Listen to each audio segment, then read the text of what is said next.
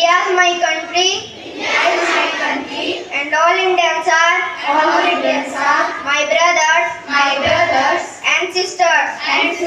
I love my country and I am proud of its rich and varied heritage. I shall always strive to be worthy of it.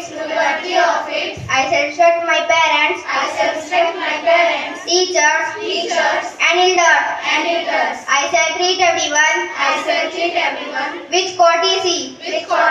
To my country and my people, I place my devotion.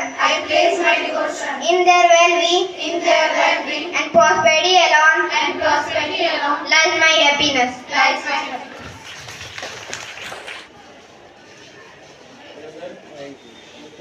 Thank you, sir.